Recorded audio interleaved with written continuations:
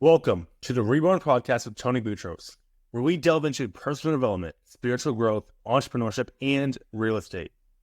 Each episode is crafted to inspire you to transform your challenges into opportunities for growth. Today, we explore a thought-provoking theme, navigating the tough terrain. Choose your hard wisely. Why choose the hard path of personal fulfillment over the easier path of societal approval? Let's discover the answer together. Hey everyone, I'm Tony Boutros, and I'm thrilled to have you join us on this journey today. Life throws challenges at us, regardless of the path we choose. So today, we're going to discuss why embracing the hard journey of self-fulfillment and greatness is far more rewarding than settling for the lesser hard of societal approval and complacency. Consider the story of Sarah, a young entrepreneur who dreamt of making a significant impact in the real estate market, an industry known for its relentless challenges and fierce competition. Sarah faced two choices: conform to traditional paths and expectations, or carve her own path with innovative strategies and a commitment to personal and professional growth. Choosing her version of hard, Sarah stepped into the unknown, armed with passion and a vision for what could. I recently had the opportunity to hear John Maxwell speak. John Maxwell is a renowned leadership expert, and what he shared was the choice isn't between what is easy and what is hard. It's between what is hard and rewarding and what is hard and unfulfilling.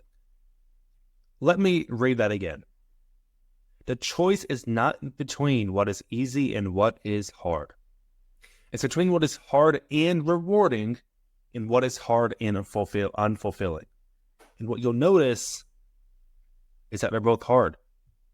His insights remind us that the essence of growth lies in overcoming obstacles that are worth the struggle. Why do we often choose the comfort of the known even when it's unfulfilling? It's because the unknown terrifies us.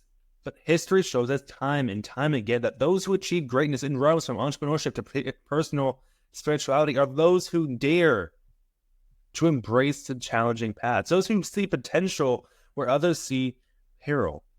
Here are some strategies to help you embrace your hard wisely. Tip 1, vision crafting. Define what success looks like for you, not just professionally, but personally. And number 2, goal setting. Break down your vision into achievable goals. This reminds me of my past where, hey, I know my end goal, but I had no idea that, hey, in order to accomplish my end goal, what I need to do is I need to reverse engineer it. I need to say, hey, I want to make $1 billion. Okay, great. That's 10 years out. What am I going to do for the next 9, 8, 7, 6, 5, 4, 3, 2, 1 years? And then what am I going to do for the next 12, 11, 10, 9, and you get it? Months, every day, every year, every month, every second. What am I going to do to accomplish that end goal? Okay. And number 3 is mindset shift. Cultivate a growth mindset that views challenges as opportunities. I think too many people are afraid of challenges, but the truth is challenge is how you grow. Challenge, without challenge, if you're not facing challenge, I'll say this. If you're not facing challenge, you're moving backwards. Period. So number 1, vision crafting. Define what success looks like for you. Number 2, goal setting. Break down your vision into achievable goals. And number 3, mindset shift. Cultivate a growth mindset that views challenges as opportunities. And number 4, community building. Surround yourself with mentors and peers who encourage your growth.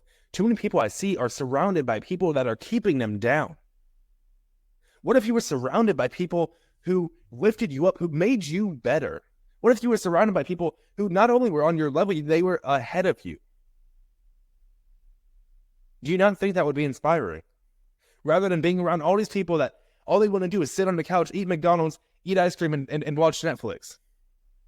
These people that are holding you down. So community building. Surround yourself with mentors and peers who encourage your growth. Vision crafting, goal setting, mindset shift, and community building. Now let's address some frequently asked questions. How do I start choosing my heart? Start by evaluating what makes you feel fulfilled versus what you do for mere approval. I know personally, my first 18 years of my life, I lived for mere approval. All I cared about was the opinions of other people. All I cared about was, man, these people are popular. I want to be like them. And today I do what makes me feel fulfilled. I love to work out. I love doing business. I love to praise God. Okay? To most people, I'm probably a boring 20-year-old. I work out, I praise God. I go to men's groups. Like, I don't party. I don't do that. That's not something that, I find fulfillment in. Okay? So how do I start choosing my heart? Start by evaluating what makes you feel fulfilled versus what you do for mere approval. Question 2.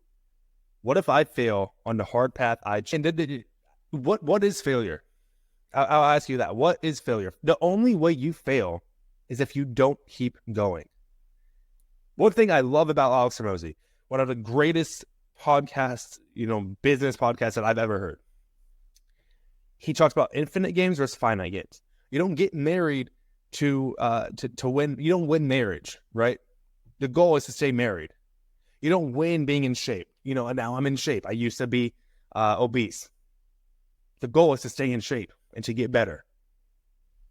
You don't win business. The goal is to stay in business and to continue to improve.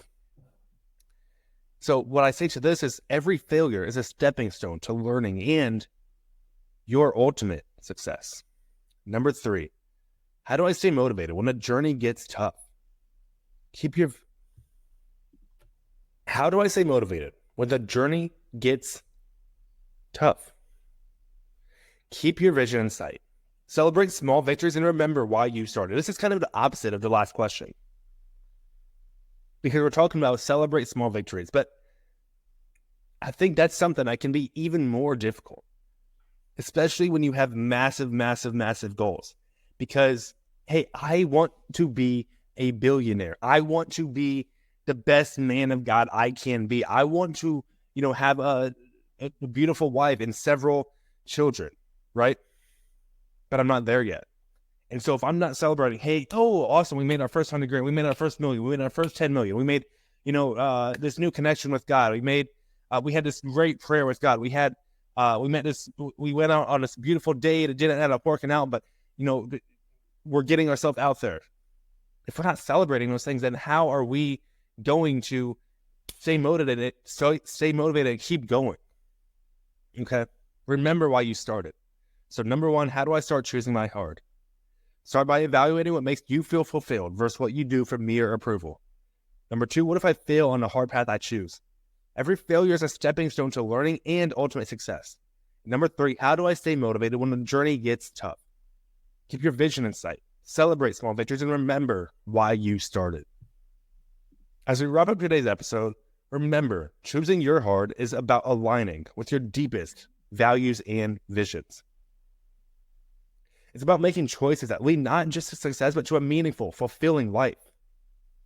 Thank you for joining me today on the Reborn Podcast. Don't forget to subscribe and share this episode with someone who needs to hear this message. Until next time, keep choosing your heart wisely and stay reborn. This has been the Reborn Podcast with Tony Butchers. Thanks for listening, and remember to live your truth.